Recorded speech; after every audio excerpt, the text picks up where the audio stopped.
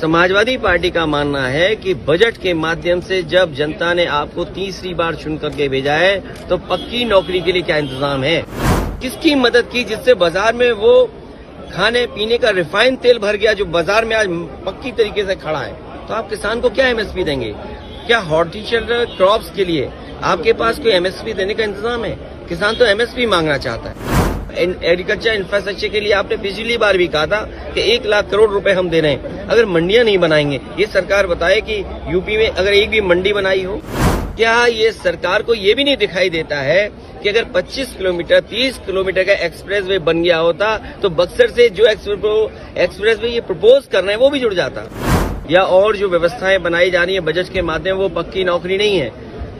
Samajwadi party का मानना है कि बजट के माध्यम से जब जनता ने आपको तीसरी बार चुन करके भेजा है तो पक्की नौकरी के लिए क्या इंतजाम है।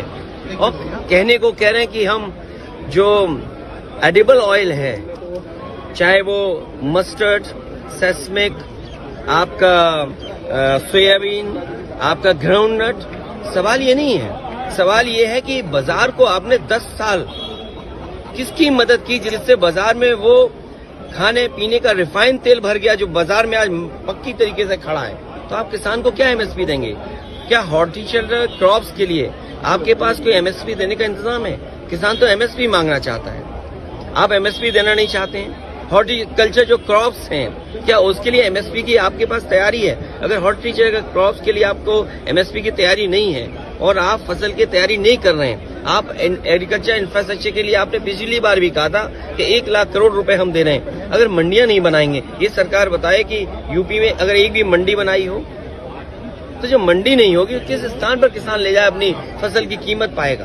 पीएम तो कह रहे हैं कि 2047 का भारत बनेगा। अब मान लीजिए विकसित भारत की बात कर रहे हैं। मान लीजिए बक्सर से एक एक्सप्रेस वे लेके जा रहे हैं, जो समाजवादी सरकार में पूर्वांचल एक्सप्रेस वे, जहां पर प्रधानमंत्री जी ने हवाई जहाज उतारा था हरक्यूलिस, वो पखनपुरा गांव तक छोड़ दिया था क्योंकि आगे एनएचआई की सड़क बननी थी।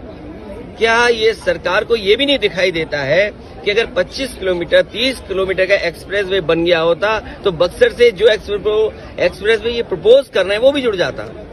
आप इंफ्रास्ट्रक्चर का पैसा कहाँ दे रहे हैं? आपने महाराष्ट्र को दिया, आपने दूसरे प्रदेश को दिया, आप गिफ्ट सिटी तो गुजरात को दे रहे हो।